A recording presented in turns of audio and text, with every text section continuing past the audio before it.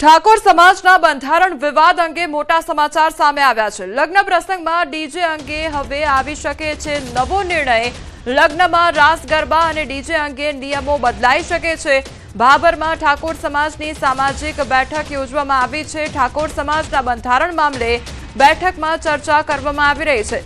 વાત જાણે એમ છે કે વધતી મોંઘવારીમાં ખોટા ખર્ચા પર બ્રેક લગાવવા માટે ઠાકોર સમાજનું બંધારણ ઘડવામાં આવ્યું હતું।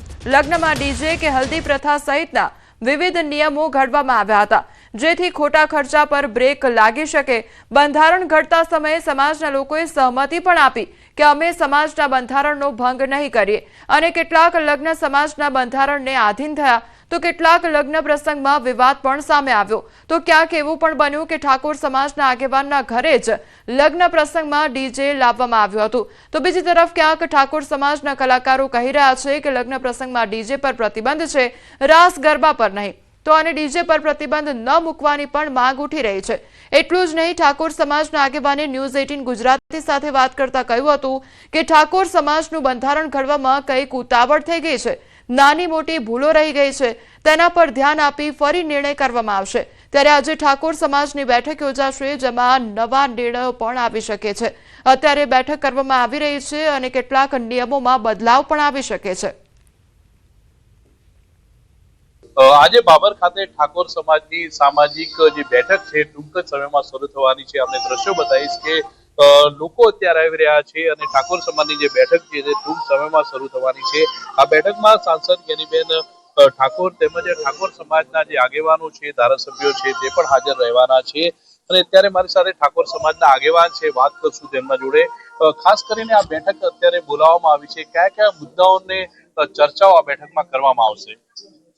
આજે બાબર ખાતે શ્રી સદવિચાર વિકાસ ટ્રસ્ટ બાબર તથા સમગ્ર ઠાકોર સમાજ આયોજિત 3 મુદ્દા લઈને એક મહત્વની મીટિંગ અહીં ગાયત્રીગઢ હાઈસ્કૂલ બાબર ખાતે રાખવામાં આવી છે। અને આ મીટિંગના મુખ્ય 3 મુદ્દાઓમાં પ્રથમ મુદ્દો છે કે તાજેતરમાં જે ઓગણજી ખાતે સમાજનું બંધારણ થયું એ બંધારણનો ચુસ્ત અમલ થાય એના આયોજન કરવામાં આવશે। બીજો મુદ્દો, ઘણા સમયથી અમારે ઠાકોર સમાજની અહીં બાબર ખાતેની એક દિયોદર 3 રસ્તાવાળી જમીન છે એની ચર્ચા વિચારણા કરી અને એનો પણ નિર્ણય લેવામાં આવશે।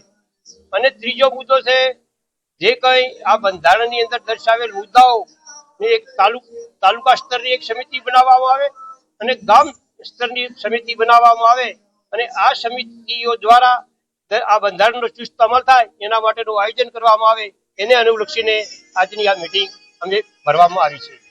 બંધારણ જે છે અત્યારે તૂટી પણ રહ્યું છે, કેટલીક જગ્યાઓ ઉપર ડીજેને લઈને પણ વિવાદ છે, શું આ બાબતે ચર્ચાઓ થશે?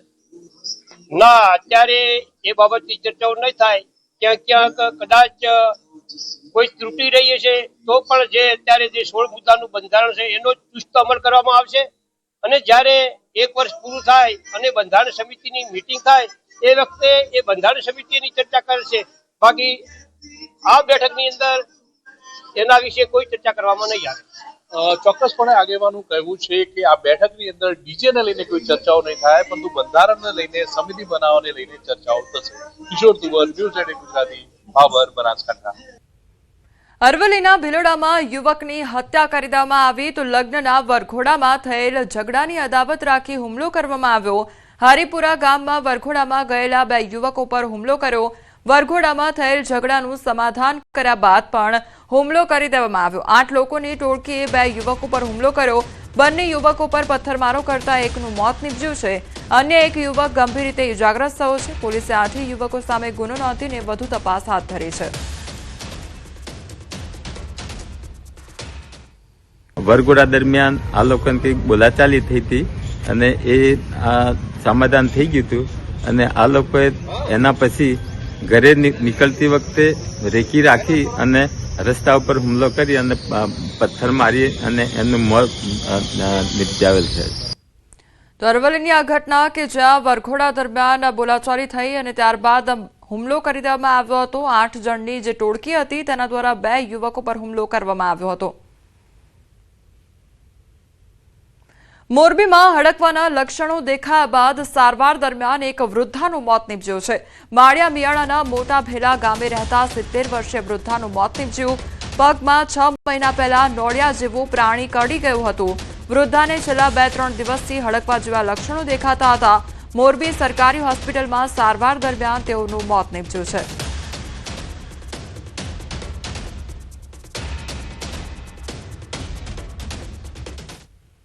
અંબાજીના દાંતામાં પણ એક મહિલામાં હડકવાના લક્ષણો જોવા મળ્યા છે. મહિલાને 7 મહિના પહેલા શ્વાને બચકું ભર્યું હતું, જે બાદ મહિલાએ કોઈ પણ સારવાર લીધી નહોતી. પાણી જોઈને મહિલાને હડકવાની અસર થતી હોવાનું અનુમાન લગાવવામાં આવી રહ્યું છે. અને કૂતરું કરડ્યું હતું.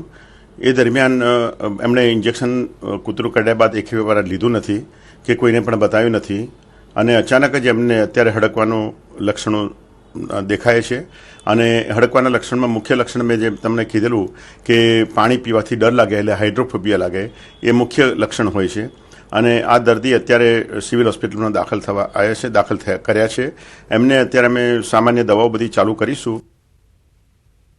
હિંમતનગરના ગાંભોઈ પાસે આવેલા વાંટડા ગામે દેખાયો છે દીપડો, તો સ્થાનિકોએ વિડીયો બનાવી વાયરલ કર્યો.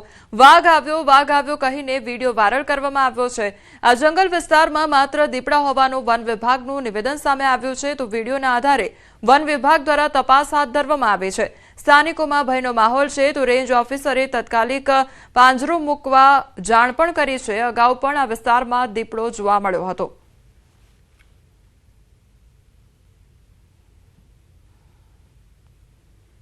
પોરબંદરના સાંસદ અને કેન્દ્રીય મંત્રી મનસુખ માંડવિયા જૂનાગઢ જિલ્લાના પ્રવાસે છે, ત્યારે તેમણે વંથલીના ટીનમસ ગામની મુલાકાત લીધી હતી. ગામડાઓમાં લોકોના પ્રશ્નોને સાંભળવા માટે વંથલી તાલુકાની મુલાકાત કરી હતી. હાઈવે પર આવેલા ઢાબામાં લોકો વચ્ચે બેસીને રસનો ગ્લાસ પીતા જોવા મળ્યા હતા. ગામના લોકોએ પોતાના પ્રશ્નની રજૂઆત કરી હતી અને તેમને આશ્વાસન આપ્યું હતું કે તેમણે કરેલી રજૂઆતને યોગ્ય રીતે ઉકેલ આવે તે દિશામાં પ્રયત્ન કરવામાં આવશે. આ જે ટીનમસ ફાટકનું સર્કલ છે એને બનાવવા માટે અમે વહીવટી તંત્રને અવારનવાર રજૂઆત કરેલી છે, પણ કોઈ પ્રશ્નનો હલ ન થતા આજ રોજ અમને માલુમ થતા માનનીય કેબિનેટ મંત્રી મનસુખભાઈ માંડવિયા આવી રહ્યા હોય અને તેના સ્વાગત સ્વરૂપે અમો ચારેય ગામના એકઠા સાથે મળી અને આજ રોજ માનનીય કેબિનેટ મંત્રી મનસુખભાઈ માંડવિયાને રજૂઆત કરેલી છે અને અમને સંતોષકારક જવાબ આપ્યો, તો અમને આશા છે કે હવે આ પ્રશ્ન અમારો હલ થશે. જનપ્રતિનિધિ તરીકે જ્યારે હું જનતાને મળું છું, એમની વચ્ચે રહું છું, એમની શુભેચ્છાઓ, એમના સહકારથી આ ક્ષેત્રના વિકાસના કાર્યો પ્રત્યે અને વિકાસના કાર્યો કરવા માટે મને પ્રેરણા અને બળ મળે છે. દાહોદમાં ફૂલપરી ઉસરા રોડ પર ટ્રક ફસાઈ અને અંડરપાસની ઊંચાઈ ઓછી હોવાથી ટ્રક ફસાઈ ગઈ, તો નેશનલ હાઈવે ઓથોરિટીની બેદરકારી છતી થઈ છે. અંડરપાસમાં વારંવાર વાહનો ફસાતા હોવાની ફરિયાદ પણ ઉઠી છે. અનેક રજૂઆતો છતાં ઊંચાઈ ન વધારવામાં આવી, તો અંડરપાસની ડિઝાઇન સામે અનેક સવાલો ઉઠ્યા છે. તો ટ્રક ફસાઈ જવાની ઘટના સામે આવી છે. જે અંડરપાસ હતો તેની જે ઊંચાઈ છે તે ઓછી હોવાને કારણે અહીંયા અવારનવાર આ પ્રકારની ઘટના સર્જાતી હોય છે. જે મોટા વાહનો હોય છે તે ફસાઈ જતા હોય છે, તો અનેકવાર રજૂઆતો કરવામાં આવી છતાં પણ કોઈપણ પ્રકારની કામગીરી કરવામાં આવી નથી અને ઊંચાઈને લઈને અનેક સવાલો પણ ઉઠી રહ્યા છે. અંડરપાસની ડિઝાઇન સામે અનેક સવાલો ઉઠી રહ્યા છે, તો સ્થાનિકો હેરાન પરેશાન થઈ રહ્યા છે.